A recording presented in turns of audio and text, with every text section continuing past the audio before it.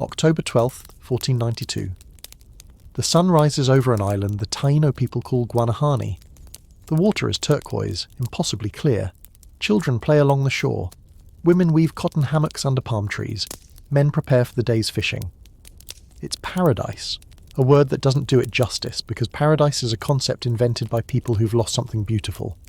They don't know it yet, but in a few hours 3 ships will appear on the horizon, and when those ships arrive they'll bring with them something that will turn this paradise into a graveyard. Within 50 years, millions will be dead. Entire civilizations will vanish. The Caribbean will become a mass grave so vast that historians will struggle to count the bodies. The man commanding those ships, his name is Christopher Columbus, and today we're going to talk about what really happened when he discovered the New World. The story of Columbus and the Taíno people is well documented in primary sources from the period, including Columbus's own journals and letters, the accounts of Bartolomé de las Casas, and reports from Spanish officials like Francisco de Bobadilla. Modern historians and anthropologists have studied these sources extensively, and while exact population numbers are debated, the basic facts are not in dispute. Columbus's arrival initiated a genocide that destroyed the indigenous population of the Caribbean within a few generations. The Taíno people are not entirely extinct. Genetic and cultural traces survive in Caribbean populations today, and there are ongoing efforts to revive Taíno language and traditions. But the thriving civilization that existed in 1492 is gone, destroyed by European colonization. This is not a matter of historical debate. This is documented fact. If you enjoy learning about the hidden truths of history, consider hitting that like button and subscribing for more stories like this. And drop a comment to tell me where you're listening from. I love knowing that we're exploring these dark secrets of history together, connected across time and space by our shared curiosity. Now let's return to the story. The Taíno see them first, 3 strange vessels cutting through the morning light, the Nina, the Pinta, and the Santa Maria. These aren't like the canoes the Taíno know. These are massive alien things with white wings that catch the wind. The Taíno gather on the beach, not in fear, in curiosity, in welcome. Think about that for a moment. These people see something utterly foreign approaching their shores, and their first instinct isn't to hide or attack. It's to greet, to offer hospitality. Columbus steps onto the sand. He's 41 years old, weathered by months at sea, convinced he's reached Asia. He plants a flag, claims the island for Spain, renames it San Salvador. Holy saviour. The Taíno watch this performance with bemused tolerance. They don't understand what's happening. How could they? In their world, you can't own land any more than you can own the sky. The Taíno approach. They bring gifts, parrots, cotton thread, spears, simple offerings of friendship. Columbus's crew accepts these gifts and gives trinkets in return. Glass beads, hawk's bells, red caps. The Taíno are delighted. They've never seen glass before. The bells make the most wonderful sounds. Columbus watches this exchange, and in his mind he's already making calculations. He writes in his journal that night, and what he writes should chill you to your bones. They ought to make good and skilled servants, for they repeat very quickly whatever we say to them. I think they can very easily be made Christians, for they seem to have no religion. With 50 men we could subjugate them all and make them do whatever we want. Read that again. Day 1. Hour 1, practically. And he's already planning enslavement, but it gets worse, so much worse. Columbus spends the next weeks island hopping through the Caribbean, searching desperately for gold, because that's why he's here, not to explore, not to make friends, but to find wealth. He's promised the Spanish crown riches. He needs to deliver. The Taíno wear small gold ornaments, nose rings, pendants. Columbus sees these and his eyes light up. "Where did you get this?" he asks through gestures and broken communication. The Taíno points south. More islands. More gold there, maybe. So Columbus follows. He reaches Cuba. Then Hispaniola, modern-day Haiti and the Dominican Republic. And here, finally, he finds what he's looking for. Not massive gold deposits, not cities paved with precious metal like he's imagined, but enough gold in the rivers to justify his voyage, enough to make him dangerous. The Taíno of Hispaniola welcome Columbus just as warmly as their cousins on Guanahani did. They feed his crew, share their homes, Teach them which plants are edible, which cure sickness. The Spanish are dying of scurvy and malnutrition. The Taíno save them. Columbus takes notes. He observes that the Taíno have no metal weapons, just wooden clubs and spears. He notes that they're timid and fearful. He writes, "They are very simple and honest and exceedingly liberal with all they have. None of them refuses anything he may possess when he is asked for it. On the contrary, they invite you to share it and display as much love as if their hearts went with it. You'd think this would inspire gratitude, respect. Instead, Columbus sees vulnerability, opportunity, prey. On Christmas Day, 1492, the Santa Maria runs aground on a reef off Hispaniola and sinks. The Taíno chief, a man named Guacanagari, helps rescue the crew. He offers Columbus land to build a settlement, offers food, shelter, protection. Columbus accepts. He names the settlement La Navidad, the Nativity. He leaves 39 men there with orders to build a fort and search for gold. Then he sails back to Spain with the Nina and Pinta, taking several Taíno people as prisoners to present to the Spanish monarchs as proof of his discovery. Some of these Taíno die during the voyage. The survivors are paraded before Queen Isabella and King Ferdinand like exotic animals, like trophies. Columbus tells the monarchs tales of islands filled with gold, of simple natives who can be easily converted to Christianity and put to work. He promises them wealth beyond imagination. The crown is pleased. They grant him 17 ships and 1,500 men for a second voyage. Columbus returns to Hispaniola in November 1493. And this is where the nightmare truly begins. When Columbus reaches La Navidad, he finds it burned to the ground. All 39 men are dead. What happened? The Taíno tell the story reluctantly. The Spanish Columbus left behind weren't interested in building forts or searching for gold responsibly. They were interested in taking whatever they wanted. They raided Taíno villages, kidnapped women, raped, murdered, enslaved. The Taíno tolerated this for months. But eventually a chief named Caonabo had enough. He led an attack on La Navidad and killed every Spaniard there. Columbus hears this story and draws exactly the wrong conclusion. He doesn't think, maybe my men were acting like monsters. He thinks, these natives are treacherous. They need to be subdued. He establishes a new settlement, La Isabela, and immediately implements a system of terror. Every Taíno person over the age of 14 is required to deliver a hawk's bell full of gold dust every 3 months. A hawk's bell. Those little bells Columbus's crew gave as gifts on that first day. Now they're quotas, instruments of oppression. If you deliver your gold, you get a copper token to wear around your neck. If you're caught without a token, or if you fail to meet your quota, the punishment is swift and horrific. They cut off your hands. Let that sink in. You're a Taíno person. You've lived your whole life in these islands, fishing, farming, living in relative peace. Now strangers from across the ocean are demanding you bring them gold every 3 months. But there isn't that much gold. The rivers are being panned dry. You search desperately, but you can't find enough. So Spanish soldiers find you, hold you down, and hack off your hands with a machete. Then they let you go. You stumble back to your village, bleeding, dying slowly from infection and shock, a warning to everyone else. Bartolomé de las Casas, a Spanish priest who witnessed this firsthand, writes, "I saw here cruelty on a scale no living being has ever seen or expects to see. But the hand-cutting is just the beginning." Columbus establishes a full tribute system across Hispaniola. Every Taíno community must provide gold, and food, and labour, and anything else the Spanish demand. Can't find gold? Then you'll work in the fields, grow food for the colonizers. 12, 14, 16 hours a day under the Caribbean sun. No rest, no days off. If you collapse, you're beaten. If you run, you're hunted down by dogs, massive war dogs the Spanish brought specifically for this purpose. These dogs are trained to tear people apart. De las Casas describes these dog attacks in his writings. He talks about Spanish soldiers treating it like sport. They'd release the dogs on Taíno people for entertainment, for practice. Sometimes they'd place bets on how long a person would survive. The Taíno try to resist. They hide in the mountains, they refuse to plant crops. If they're going to starve anyway under Spanish rule, why grow food for their oppressors?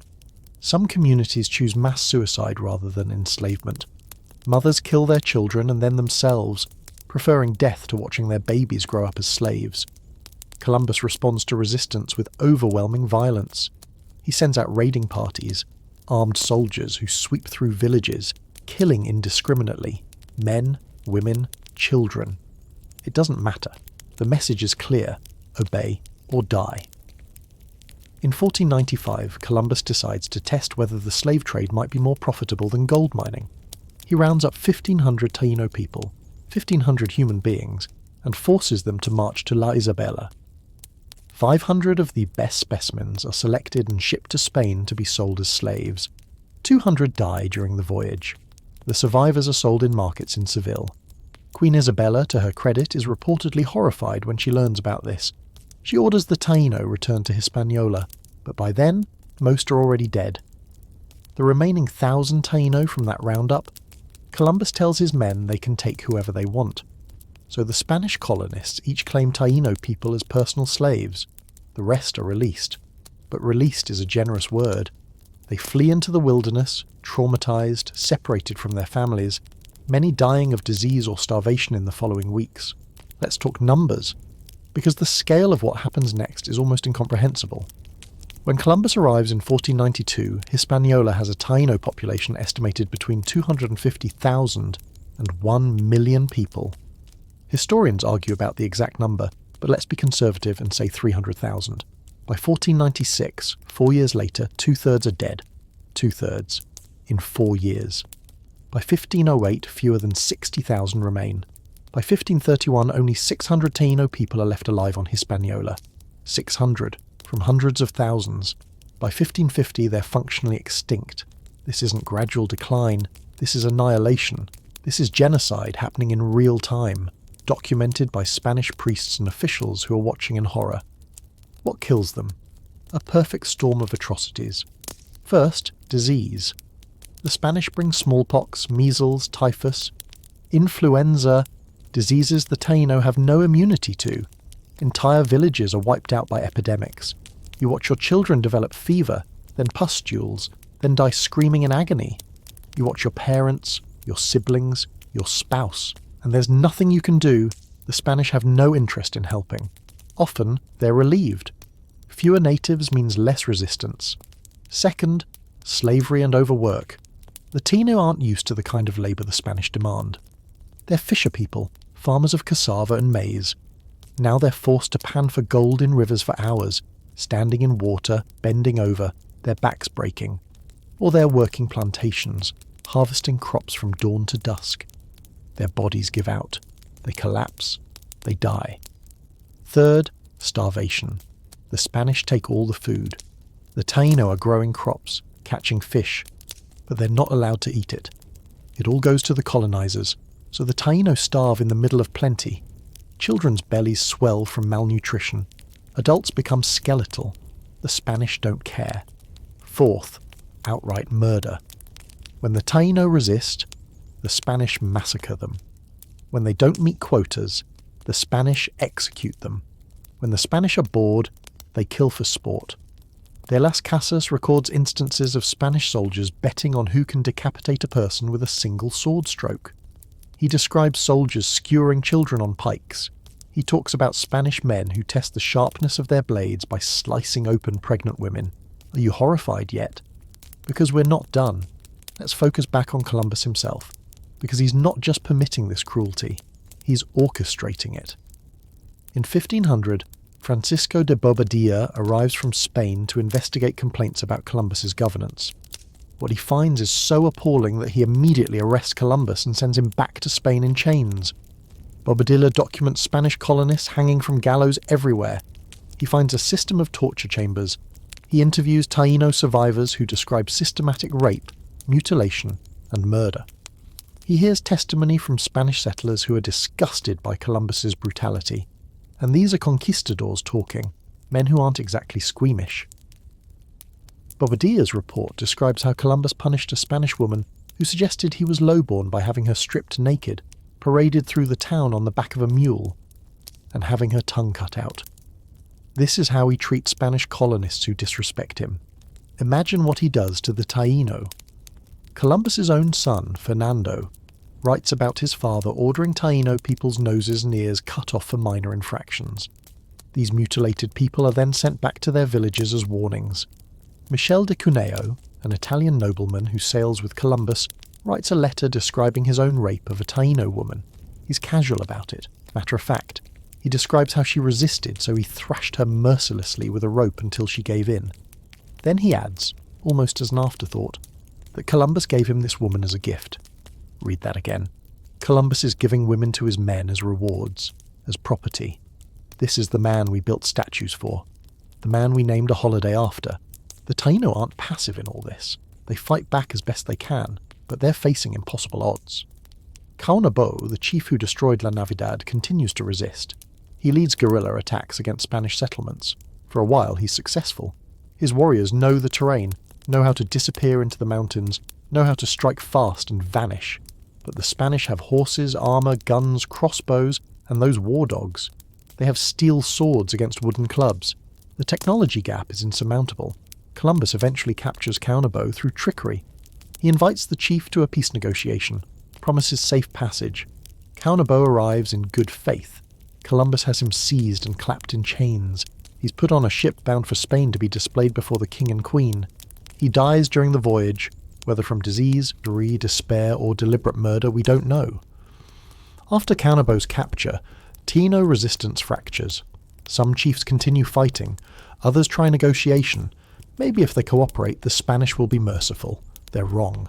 The Spanish view cooperation as weakness, as confirmation that they can take whatever they want. A female chief named Anacaona tries diplomacy. She hosts Spanish officials at a feast, hoping to establish peaceful relations. The Spanish respond by setting fire to the building where the feast is being held, burning 80 Taíno leaders alive. Anacaona is publicly hanged. The message is clear. There is no negotiating with the Spanish. There is no peace. There is only submission or death. So the Taíno resort to the only resistance they have left. They stop having children. They perform abortions. They commit suicide. They choose extinction on their own terms rather than slavery.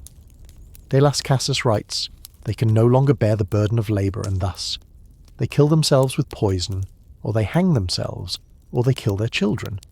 Think about that level of despair.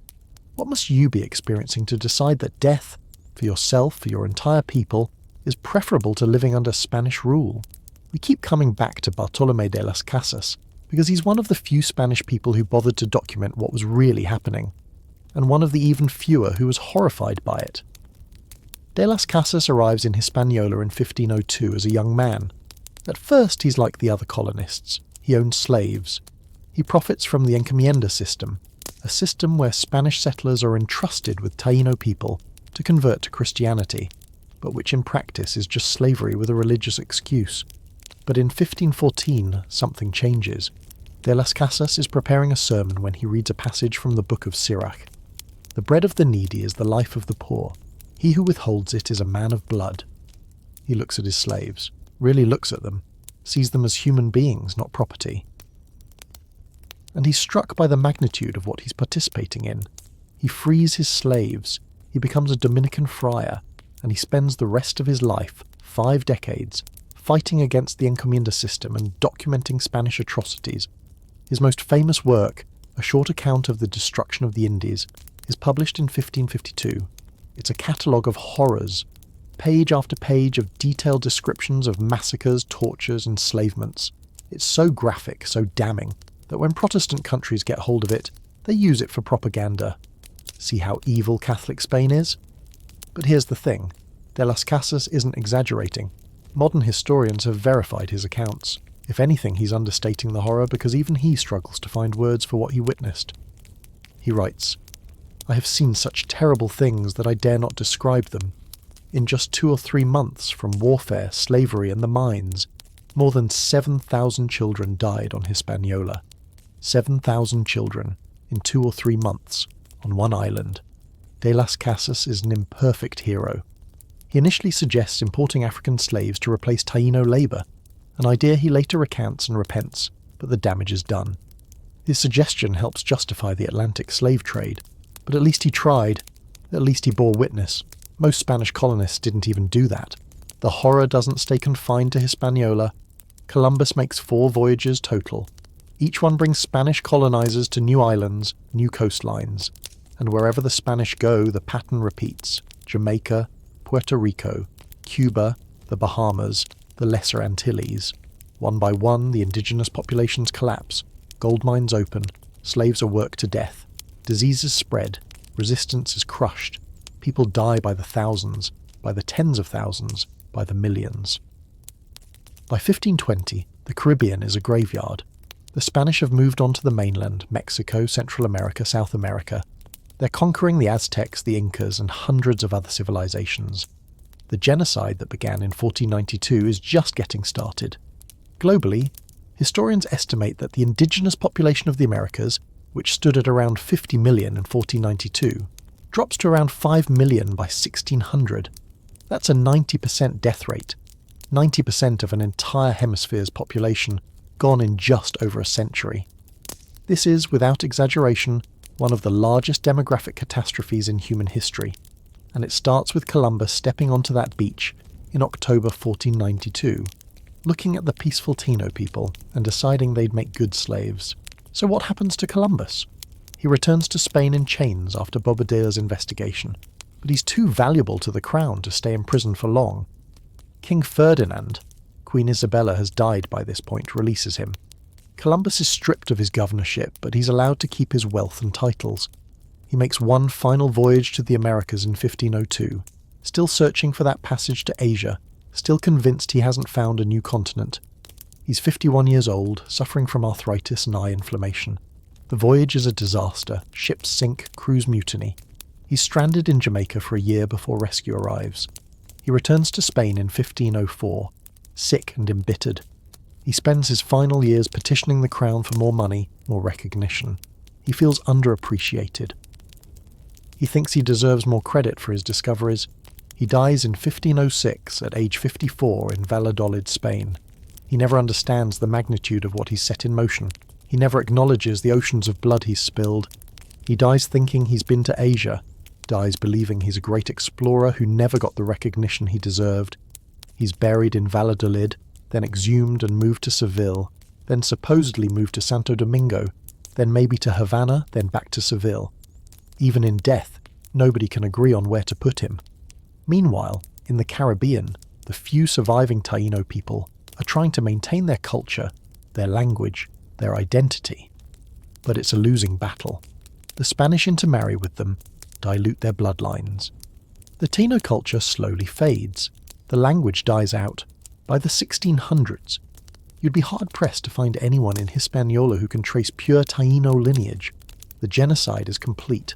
Here's what haunts me about this story. We'll never know what the Taíno civilization might have become. We know they were skilled navigators who travelled between islands in dugout canoes. We know they had complex social structures, with chiefs and sub-chiefs, councils and assemblies. We know they had oral traditions, myths, songs, stories that stretched back generations. We know they played a ball game called Beatty in ceremonial courts. We know they carved religious figures called zemis from wood and stone. We know they grew dozens of crops, cassava, corn, beans, peppers, cotton. We know they invented the hammock, which Spanish sailors adopted because it was so practical. We know they had a word, huracán, which becomes our word hurricane. We know they called their islands Ayiti, which means land of high mountains, Haiti. But that's about all we know, because the Spanish destroyed everything else. They burned Taíno villages, smashed their carvings, forbade their language. And when the last native speakers died, the language died with them. When the last elders were worked to death in the mines, the oral traditions died too. We've lost an entire civilization, not to natural disaster or gradual decline, but to deliberate destruction, to genocide. And this pattern repeats across the Americas, the Aztecs, the Incas, the Maya, the Mississippian culture, the Iroquois Confederacy, hundreds of other nations and peoples, all conquered, all colonized, all nearly or completely destroyed. Think of the knowledge that's lost, the art, the music, the literature, the scientific discoveries. Indigenous Americans invented advanced agriculture, sophisticated mathematics, architectural techniques that modern engineers still marvel at, the philosophical and spiritual traditions, the languages, Linguists estimate that more than 1,000 languages were spoken in the Americas before 1492. Most are now extinct. Columbus didn't just destroy the Taíno people. He opened the door for the destruction of an entire hemisphere's worth of human culture. That's his legacy.